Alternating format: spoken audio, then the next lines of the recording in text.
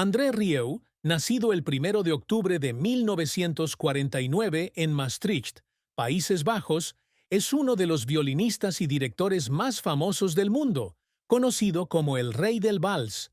Con la orquesta Johann Strauss que fundó, acercó la música clásica a millones de espectadores de todo el mundo, convirtiendo los valses del siglo XIX en un fenómeno global. Sin embargo, tras los focos del escenario, André Rieu se ha enfrentado a profundas tristezas, duros desafíos y dolorosas verdades que solo recientemente se ha atrevido a admitir.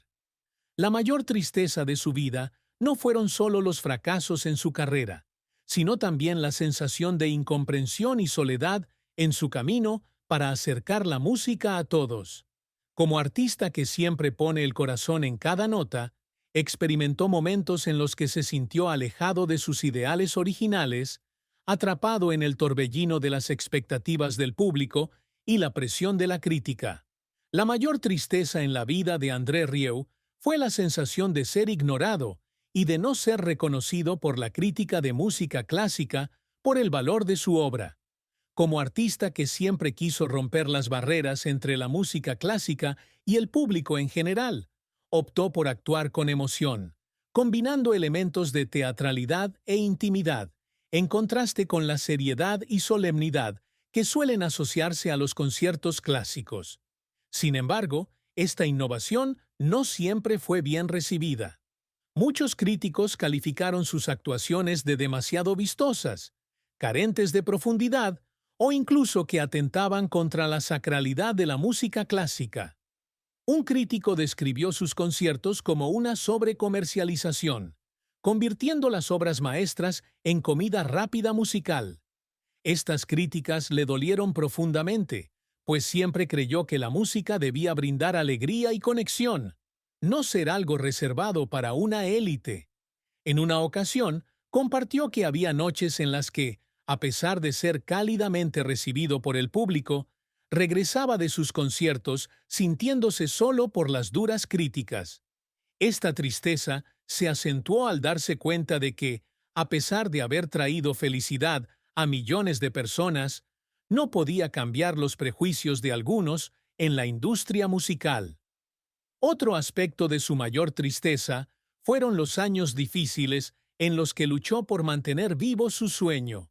Cuando fundó la orquesta Johann Strauss en 1987, contaba con tan solo 12 miembros y enfrentaba innumerables dificultades económicas. Él y su esposa, Marjorie Rieu, tuvieron que trabajar incansablemente para promocionar la orquesta, desde enviar cartas a teatros hasta organizar pequeñas actuaciones. Hubo momentos en que se sentía desesperanzado, pensando que su sueño podría no hacerse realidad. Una vez contó que había noches en las que él y Marjorie, sentados en su pequeño apartamento de Maastricht, miraban cómo se acumulaban las facturas y se preguntaban si debían rendirse.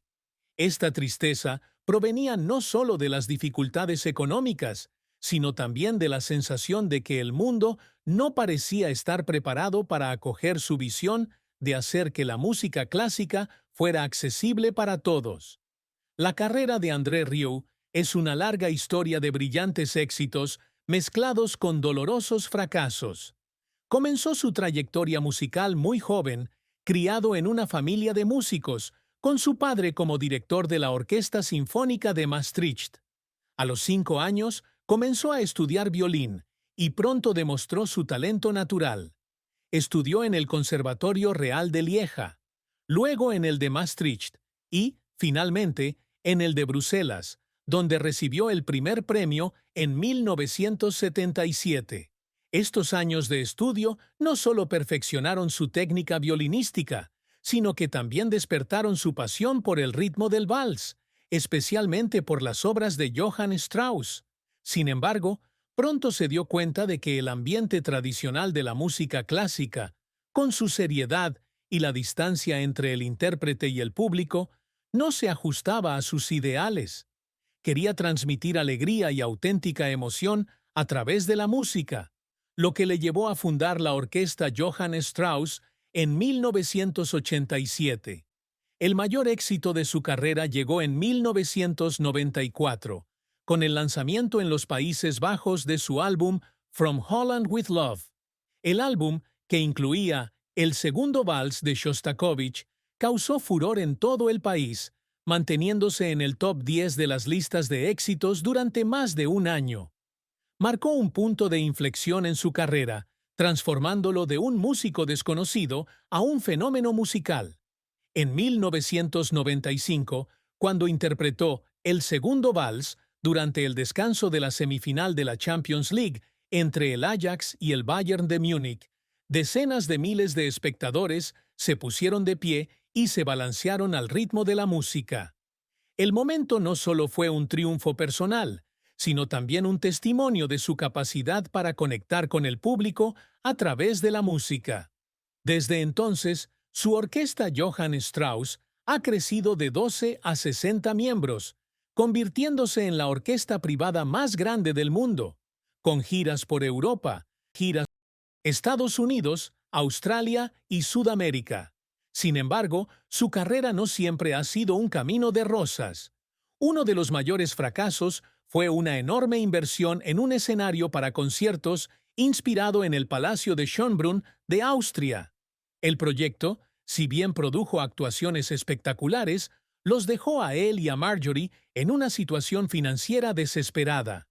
En ocasiones estuvieron al borde de la bancarrota, con enormes deudas que amenazaban con destruir todo lo que habían construido. Una vez contó que había noches en las que lloraba de preocupación, no por sí mismo, sino por temor a haber puesto en riesgo a su familia y a la orquesta. Marjorie, como representante, trabajó incansablemente para equilibrar el presupuesto y asegurar que la orquesta pudiera seguir funcionando. Otro obstáculo fueron las constantes críticas de los críticos, quienes decían que había restado importancia a la música clásica.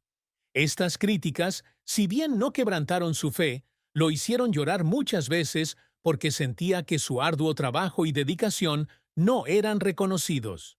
Los esfuerzos de André Rieu por alcanzar el éxito fueron un camino de lágrimas y sacrificio. Al principio, él y Marjorie tuvieron que hacerlo todo ellos mismos, desde enviar cartas promocionales a los teatros hasta diseñar el vestuario y elegir las canciones. Hubo días en que trabajaron hasta el agotamiento, solo para recibir rechazos de los organizadores de eventos, quienes consideraban que su música era demasiado diferente y carecía de mercado. Una vez comentó que solo había unas pocas docenas de personas en las primeras presentaciones, y tuvo que recordarse a sí mismo que cada una merecía la mejor interpretación. Estos esfuerzos, aunque arduos, dieron sus frutos, ya que comenzó a atraer a grandes audiencias, especialmente después del éxito de El segundo vals.